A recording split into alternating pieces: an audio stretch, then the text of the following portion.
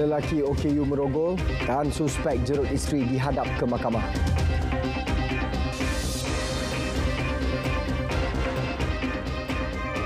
Assalamualaikum, salam Malaysia Medani. Berita tengah malam bersama saya, Sahih Samsudin. Dua lelaki maut dalam satu kemalangan di persimpangan bertingkat Seri Aman menghala Betong, Sarawak pagi tadi. Menurut Pusat Gerakan Operasi Bomba, kedua-dua mangsa dikenali, Darwin Dingin dan Belon Sungkong, masing-masing berusia 42 dan 46 tahun. Kemalangan berpunca apabila lori dinaiki kedua-dua mangsa terbabas sebelum melanggar penghadang jalan raya dan menyebabkan mereka tersepit. 7 anggota bomba bersama sebuah jentera dan kenderaan digerakkan ke lokasi kejadian. Sebelum menemui kedua-dua mangsa meninggal dunia di lokasi kejadian, mayat diserahkan kepada pihak polis untuk tindakan lanjut.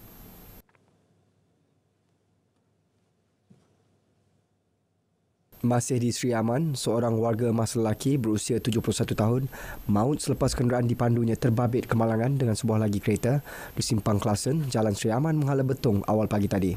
Sejurus menerima panggilan kecemasan, 7 anggota bomba digerakkan ke lokasi. Mangsa Jeffrey Dujin Bangsing berjaya dikeluarkan dari kenderaannya, namun akibat cedera parah di bahagian kepala, dia kemudian disahkan meninggal dunia. Mayat diserah kepada pihak polis untuk tindakan lanjut. Manakala penumpangnya yang juga warga emas 72 tahun serta pemandu sebuah lagi kereta berusia 32 tahun cedera dan dibawa ke hospital. Seorang penganggur dihadapkan ke Mahkamah Muar atas tuduhan mencederakan isterinya. Tertuduh Joseph Koo Chen Wei, 33 tahun, bagaimanapun mengaku tidak bersalah selepas pertuduhan dibacakan di hadapan Magistrate Fatin Dalilah Khalid. Mengikut pertuduhan, dia didakwa sengaja mencederakan isterinya di Jalan Kim Ki, Taman Temiang Jaya, Muar Khamis lalu. Dia dituduh mengikut Seksyen 323 Kanun Keseksaan dibaca bersama Seksyen 326A Kanun Keseksaan. Jika sabit salah, penjara setahun dan denda RM2,000. Tertuduh dibenarkan jamin RM3,000 dengan seorang penjamin dan syarat tambahan lain. Kes disebut semula 9 November. Dalam pada itu, di mahkamah sama, seorang remaja OKU didakwa atas tuduhan merogol dan 2 tuduhan ambang seksual terhadap seorang remaja perempuan berusia 13 tahun bulan lalu. Tertuduh Muhammad Zulfadli Ahmad, 19 tahun, mengaku tidak bersalah selepas kesemua pertuduhan dibacakan di hadapan Hakim Abu Bakar Manat. Mengikut pertuduhan pertama, dia didakwa merogol mangsa di belakang sebuah rumah di lorong Haji Omar, Kampung Parit Sakai, Jalan Temenggung Ahmad, Muar pada pukul 1 pagi awal September lalu.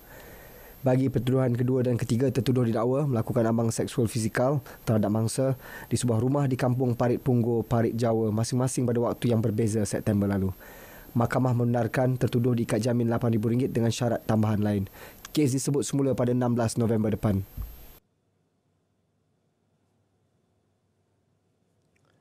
Ini pula mengenai kes rasuah, seorang anggota polis berpangkat konstebel direman sehingga Jumaat bagi membantu siasatan kes rasuah. Permohonan reman dibaca di hadapan Magistrate Nik Muhammad Tarmizi Nik Muhammad Sukri di Mahkamah Kuala Terengganu. Anggota polis berusia 30-an itu ditahan SPRM terhadap dakwaan meminta dan menerima wang suapan RM2,000 daripada 2 lelaki yang disyaki terlibat penggunaan bahan terlarang. Serbuan polis pada September lalu di sebuah rumah di daerah Kuala Terengganu membawa kepada penahanan 2 lelaki tersebut. Ekoran itu, kedua-dua lelaki terbabit dibawa oleh suspek bagi ujian air kencing. Suspek kemudian meminta dan menerima wang daripada kedua-dua lelaki tersebut bagi tujuan tidak dikenakan tindakan penahanan. Kes disiasat di bawah Seksyen 17, Kurungan A Akta SPRM 2009. Sebuah bot nelayan tempatan ditahan Maritim Pahang pada kedudukan 21.2 batu nautika dari Tenggara Kuala Kuantan. Penahanan dilakukan kerana menggajikan pekerja asing tanpa kebenaran. Pengarahnya Laksamana Pertama Maritim Kamal Arifin Yusof berkata bot nelayan itu sedang bersauh dalam keadaan mencurigakan. Hasil pemeriksaan, terdapat 6 kru termasuk tekong warga Vietnam berusia 29 hingga 53 tahun berada di atas bot tersebut. 2 kru tidak mempunyai permit kerja yang sah, manakala 4 kru lagi termasuk tekong memiliki permit meragukan. Kesemua mereka ditahan dan dibawa ke jeti. Kes disiasat mengikut Akta Perikanan 1985 dan Akta Imigresen 1959 Palang 63. Ini pula di Perak, 66 unit bubu naga dirampas Maritim di kedudukan 2.9 batu nautika barat laut Tanjung Piandang petang semalam. Rampasan dilakukan selepas pasukan peronda Maritim mengesan beberapa objek terapung yang mencurigakan di lokasi tersebut. Pengarah Zon Maritim Kuala Kurau, Komander Maritim Muhammad Najan Azman Hamid menyatakan pemeriksaan lanjut ke atas objek terapung itu menemukan 66 unit bubu naga bernilai lebih RM4,000. Kesemua bubu naga itu kemudian dibawa ke Jeti Zon Maritim Kuala Kurau untuk tindakan lanjut. Kes disiasat di bawah Seksyen 11-3-C Akta Perikanan 1985. KPDN Kuala Lumpur berjaya menyita dan merampas 28,000 liter diesel melalui Optiris. Pengarahnya Arifin Samsudin memberitahu rampasan tersebut merupakan hasil serbuan yang dilakukan pada 4 Oktober lalu atas maklumat unit risikan. Tahan seramai 4 warga tempatan 4 warga tempatan di mana 2 darinya merupakan pekerja di stor terbabit, manakala seorang pemandu lori dan juga seorang pemilik stor haram. Jadi dia ada pemilik stor haram, ada pemandu lori yang akan membawa lori 20 tan tu, 20 kaki tu, dan juga 2 orang pekerja di stor. Keempat-empatnya kita tahan dan kita siasat di bawah Akta Kawalan Bekalan 1961 dan Peraturan-Peraturan Kawalan Bekalan 1974 kerana disyaki menjalankan urus niaga barang kawalan iaitu diesel tanpa memiliki lesen yang sah dan juga disyaki menyimpan barang kawalan di tempat yang tidak dilesenkan. Setakat ini, KPDN Kuala Lumpur telah membuka 7 kertas siasatan melibatkan 11 tangkapan warga negara dan anggaran keseluruhan barang rampasan bernilai hampir RM300,000. 16 lelaki termasuk 3 warga asing dicekup disyaki terlibat kegiatan judi sabung ayam di Felda Gugusan Adela, Kota Tinggi, Johor. Kesemua suspek berusia 25 hingga 60 tahun diberkas ketika sedang leka berjudi. Timbalan Ketua Polis Daerah Kota Tinggi DSP Nik Azahan Nik Aziz dalam kenyataan berkata, menerusi operasi tersebut, 8 ekor ayam jantan dirampas. Turut dirampas gelanggang, peralatan laga ayam serta wang tunai berjumlah RM5,473. 2 daripada suspek pula positif dadah jenis pil kuda.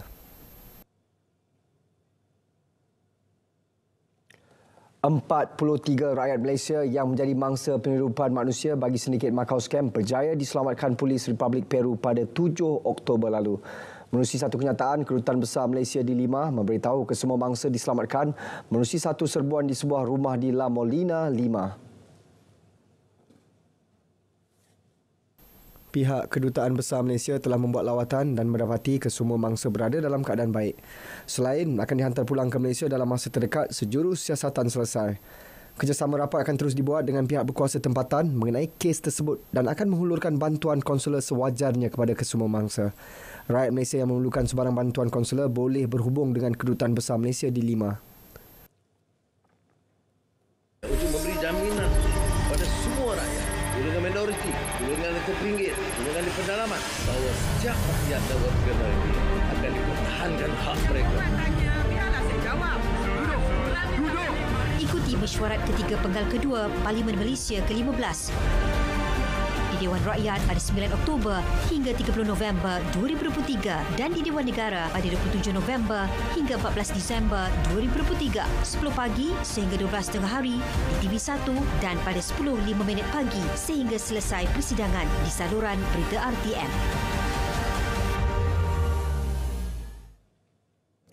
Yang di-Pertuan Agong, Al-Sultan Abdullah Riyatuddin Al-Mustafa Billah Shah menggesa masyarakat antarabangsa dan kuasa besar dunia memikul tanggungjawab menghentikan serta-merta pertempuran di bumi Palestin. Langkah itu bagi memastikan keamanan, kestabilan dan mengelakkan pertumpahan darah yang lebih teruk.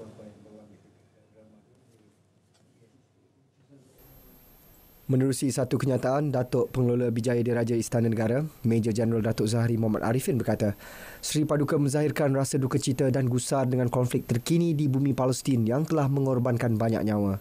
Al-Sultan Abdullah turut menzahirkan sokongan kepada ketetapan Kerajaan Malaysia yang menggesa Majlis Keselamatan Pertubuhan Bangsa Bersatu mengambil tindakan segera agar semua pihak menghentikan keganasan sekaligus menghormati dan melindungi nyawa orang awam.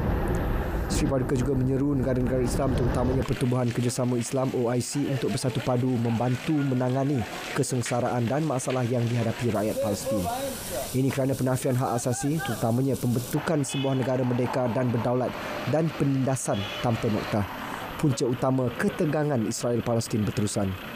Sri Paduka bertitah Malaysia dan rakyatnya sentiasa bersolidariti bersama Palestin dan menyeru seluruh rakyat supaya terus memperjuangkan prinsip keadilan, sikap hormat menghormati di samping menentang sebarang bentuk keganasan dan kezaliman sesama manusia. Al-Sultan Abdullah turut menyeru seluruh rakyat Malaysia tanpa mengira bangsa dan agama untuk bersama baginda berdoa agar pergolakan dan keganasan terbaru itu dapat dihentikan segera. Masjid dan surau diminta mengadakan solat sunat hajat dan doa selamat bagi memohon Allah memelihara kesejahteraan rakyat Palestin. Malaysia kekal pendirian agar hak mutlak Palestin dikembalikan. Tegas timbalan Perdana Menteri Datuk Seri Dr. Ahmad Zahid Hamidi yang merangkumi bebas daripada pendudukan haram Israel, kembalikan tanah yang telah dirampas dan membentuk sebuah negara berdaulat dengan Baitul Maqdis Timur sebagai ibu negara. Palestin sejak 1967. Malaysia terbuka dan akan terus menyokong segala usaha konkret dan realistik untuk mencari jalan penyelesaian yang adil dan berkekalan terhadap konflik Palestin-Israel ini. Penyelesaian ini hendaklah berdasarkan peruntukan undang-undang, khususnya undang-undang antarabangsa dan resolusi Majlis Keselamatan PBB serta memenuhi teras-teras yang telah saya kemukakan tadi. Ia juga termasuk memberi sokongan terhadap keabsahan rakyat Palestin membentuk sebuah negara yang bebas dari pencerobohan Israel yang berterusan dalam meluaskan penempatan Yahudi di tebing barat. Beliau berkata demikian menerusi kenyataan perkembangan semasa isu Palestin-Israel di Dewan Rakyat. Pada masa sama, Malaysia tidak menyokong apa jua gerakan atau tindakan yang menyebabkan kehilangan nyawa, khususnya orang awam yang tidak bersalah. Dalam pada itu, kerajaan menyalurkan dana RM1 juta melalui tabung akaun Amanah Kemanusiaan Rakyat Palestin. Ia diumum Datuk Seri Dr. Ahmad Zahid sejurus selesai sesi penggulungan isu berkenaan Palestin ketika sidang Dewan Rakyat.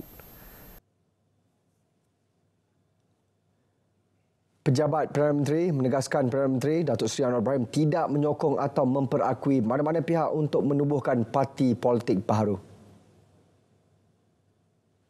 Menerusi satu kenyataan, Pejabat Perdana Menteri memaklumkan pihaknya memandang serius terhadap tindakan mana-mana pihak yang secara sengaja menyalahguna nama Perdana Menteri bagi tujuan tertentu tanpa kebenaran. Tindakan sedemikian adalah amat tidak bertanggungjawab sekaligus memberi impak negatif kepada Perdana Menteri dan pentadbiran kerajaan. Sehubungan itu, pihak Pejabat Perdana Menteri menasihatkan agar rakyat tidak keliru dengan kenyataan tidak rasmi yang dikeluarkan oleh mana-mana pihak.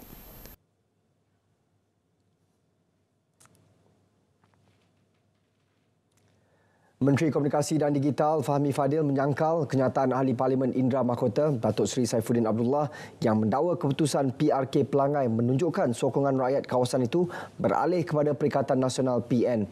Ini kerana terdapat beberapa saluran warga emas dan orang muda di ketiga-tiga kawasan Felda berkenaan memberi sokongan padu kepada Kerajaan Perpaduan. Dan yang paling menarik sebenarnya, secara umum di ketiga-tiga Felda ini, saluran satu, golongan warga emas Felda masih memberi sokongan padu kepada Kerajaan Perpaduan. Dan yang agak menarik, di dua Felda, saya lihat saluran 4 ataupun 5, ini adalah saluran anak muda, menyokong. Ya, majoritinya adalah kepada Kerajaan Perpaduan. Jadi saya sangkal kenyataan Datuk Seri Saifuddin Abdullah dan sudah pasti ada beberapa perkara yang sedang diusahakan oleh pihak Felda dan penyampaian maklumat perlu lebih jitu kepada komuniti. Sabtu lepas, BN diwakili Datuk Amiza Abu Adam berjaya pertahan kerusi Pelangai dengan majoriti lebih 7,000 undi sekaligus menewaskan 2 calon dari PN dan bebas. Tambah baik arahan pentadbiran tanpa mengubah 4 perkara utama dalam perlembagaan negara. Itu antara cadangan hasil sesi libat urus Kementerian Dalam Negeri KDN berkenaan kawal selia penerbitan yang mengandungi kalimah Allah yang akan dibawa kepada Majlis Raja-Raja. Menteri Dalam Negeri Datuk Seri Saifuddin Nasution berkata mesyuarat Majlis Raja-Raja akan berlangsung pada 25 hingga 27 Oktober ini. Perkara yang berkaitan tentang agama Islam, raja-raja adalah otoritinya. Jadi kita kena bentangkan di sana, ya. Baik. Apa-apa input di sana, ya. Sama ada pandangan tambahan dan sebagainya, kita akan balik ke KDN untuk meneliti. Perkara ini akan menjadi panduan kepada kami untuk merangka suatu arahan pentadbiran yang baru. Gunanya untuk mengurus hal-hal seperti ini. Kerajaan juga mengambil kira keselamatan negara dan kemaslahatan ummah serta kedudukan baginda serta Raja-Raja Melayu sebagai ketua agama Islam. Ia melalui tindakan, penyelidikan dan kawalan terhadap penerbitan yang memudaratkan ketenteraman awam dan kepentingan negara.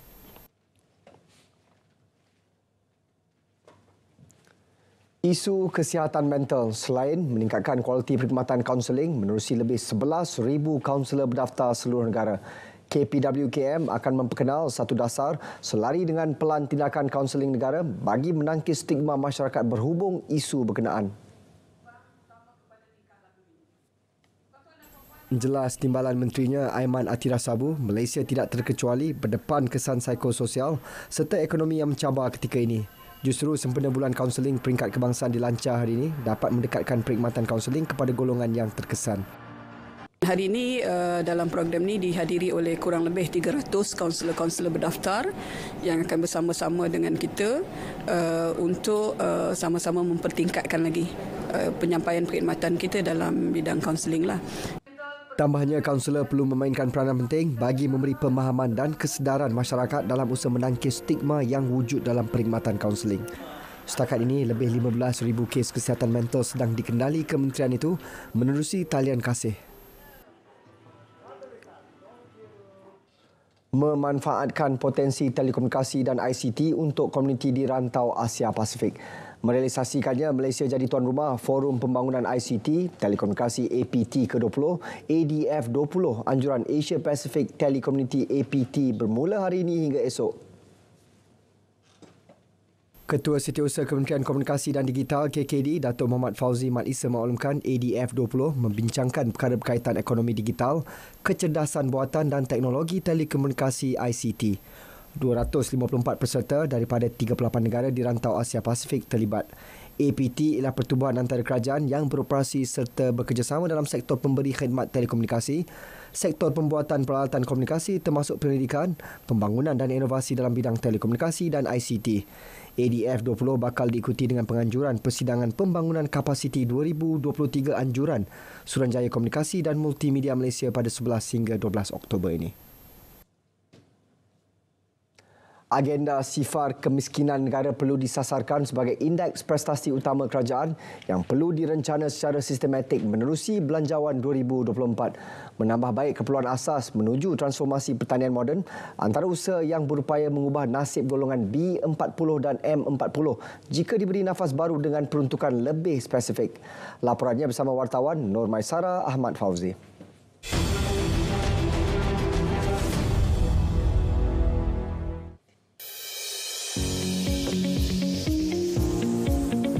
Hartanah Universiti Teknologi Malaysia UTM Profesor Madya Dr. Muhammad Najib Razali berkata, belanjawan kali ini perlu meneliti aspek paling asas seperti jalan raya dan utiliti. Perlu dilihat aspek tanggungan keluarga B40 dan M40 yang berdepan cabaran ekonomi. Justru, pemberian subsidi lebih bersasar terutama barang makanan perlu diutamakan agar perbelanjaan keluarga tidak melebihi pendapatan bulanan. Jadi di situ, bila perkara basic macam ni, asas macam ni kita dapat tackle, dapat kita perbaiki, jadi aspek inklusif tu dapat kita mungkin dapat dilaksanakan tidak hanya pada bajet ataupun belanjawan 2024, belanjawan yang akan datang 2025-26 itu juga perlu diinklusif kerana setiap kali belanjawan ianya memang tidak boleh dicapai dalam masa setahun, ianya perlu jangka panjang. Penglibatan golongan pertengahan dalam pertanian moden boleh dilihat langkah proaktif kerana penghasilan maksimum pertanian dapat mengurangkan kebergantungan terhadap barang import. Ia sekaligus dapat mengawal kenaikan kos sara hidup yang memanfaatkan semua. Yang perlu dititik beratkan dan perlu diberi peruntukan yang tinggi ialah pendidikan. Pendidikan itu tidak hanya pendidikan tinggi, pendidikan itu termasuk TVET. contoh kursus-kursus untuk pertanian, ya, vocational, technical, macam mana nak memastikan bahawa teknologi dapat mempertingkatkan pengeluaran pertanian contohnya. Latihan-latihan ini kepada penduduk atau masyarakat di desa contoh untuk meningkatkan pendapatan. Tidak salah pada saya seorang anak petani untuk terus dia juga menjadi petani, tetapi petani yang berpengetahuan. Okey, yang tahu macam mana nak meningkatkan pengeluaran, produktiviti contohnya. Peniaga dan pengguna turut mengharapkan harga barangan terkawal dan bersedia ke sistem pertanian terkini. Okey, kita sebagai pengguna kita just nak harga yang stabil lah. Harga yang stabil, lepas tu dan harapkan kerajaan boleh bagi lebih subsidi kepada pengguna-pengguna kita lah. So kita perlukan harga yang mampu milik lah untuk rakyat-rakyat bawah, especially golongan B40 lah. So itu harapan saya sebagai pengguna lah kan.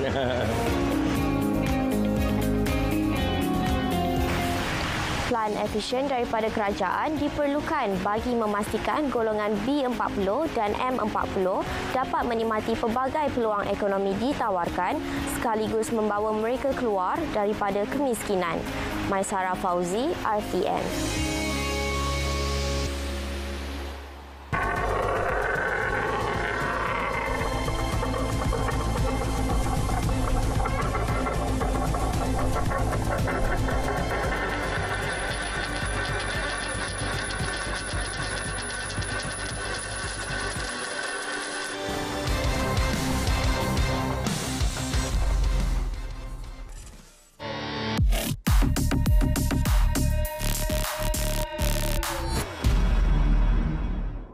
Tular di TikTok kononnya puluhan ribu rakyat China dan Hong Kong diberi status kewarganegaraan. Hantaran video itu turut menuduh Ketua Menteri Pulau Pinang mendakwa hak memberi kad pengenalan merupakan kuasa kepada kerajaan negeri. Tak cukup dengan itu, penghantar video turut mengaitkan Perdana Menteri dengan dakwaan terbabit. Semakan pasukan biar betul mendapati hantaran terbabit merupakan fitnah. Jabatan Pendaftaran Negara mengesahkan sejak 2019 hanya 45 individu dari China telah diberi kerajaan. Jabatan itu menegaskan proses permohonan kewarganegaraan melalui proses saringan yang ketat. Ia hanya diberi kepada pemohon yang memenuhi syarat. Tindakan tegas menanti mereka yang terlibat. Jika anda terima bahan fitnah atau disyaki tidak betul, segera lapor ke SKMM. Biar betul, tak pasti, jangan kongsi.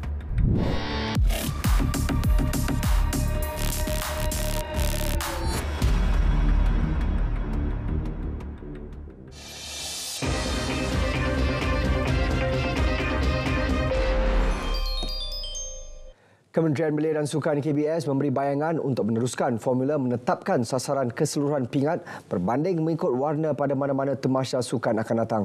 Menterinya Henayo berkata pendekatan baru itu dilihat berkesan pada Sukan Asia Hangzhou kerana mengurangkan tekanan kepada atlet. Kali ini, kerana sasaran bukan kita lihat pingat emas sahaja, setiap pemenang pingat gangsa pun mereka rasa they are celebrated. Okay, itu yang pentinglah. Kalau benda tu baik untuk atlet kita, kita akan teruskan. Beliau berkata demikian dalam sidang media di lapangan terbang antarabangsa Kuala Lumpur. Tambahnya, setiap keputusan yang dibuat termasuk mekanisme sasaran pingat itu berdasarkan nasihat daripada pakar Universiti Sains Sukan Nippon NSU. NSU yang mempunyai jalinan kerjasama dengan Majlis Sukan Negara itu dijadual berkunjung ke Malaysia bulan depan. Ia bagi meneliti setiap keputusan dicapai atlet negara di Hangzhou selain membantu mereka merangka persiapan menghadapi Sukan Asia 2026 di Aichi, Nagoya, Jepun. Sementara itu, susulan menerima kecaman selepas keputusan mengecewakan di Hangzhou, pengendali skuad hoki negara Arul Selvaraj tampil mempertahankan para pemainnya. Beliau menafikan sekeras-kerasnya tomahan segelintir pihak yang mengatakan mereka hadir di bumi Hangzhou tanpa niat untuk merangkul kejayaan. Tak pernah sekali pun pemain-pemain saya tak datang untuk menang. Tak ada seorang sini pun datang untuk kalah. Semua datang dengan niat, saya duduk dengan mereka one-on-one ke group ke, semua memang nak menang. Semua memang dia punya niat pergi ke sana untuk menang. kata-kata tak bagi cukup ke, tak main untuk lancar, I think itu tak munasabah lah. Sebab dia ni semua, they sacrifice a lot to win, not to play. Skuad kendaliannya mengakhiri saingan di kedudukan ke-6 selepas tewas 2-5 kepada Pakistan dalam perlawanan klasifikasi. Malaysia masih berpeluang untuk mencari tempat ke Olimpik Paris 2024 menerusi aksi kelayakan yang akan berlangsung di Oman dan Sepanyol Januari depan.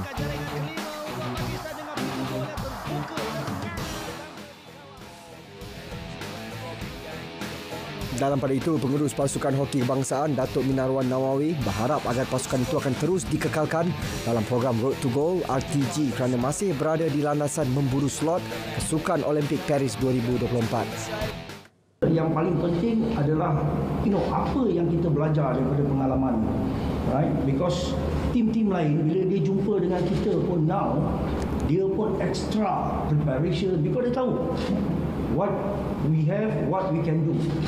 So itu yang kita kena tengok, that we have to be better than other teams lah. Tambahnya, keputusan di Sukan Asia Hangzhou 2022 tidak sepatutnya dijadikan penilaian mutlak. Sebaliknya, perlu mengambil kira pencapaian cemerlang Speedy Tigers yang merangkul Piala Sultan Azlan Shah 2022 serta layak ke final Piala Asia 2022 dan kejohanan hoki trofi juara-juara Asia ACT 2023.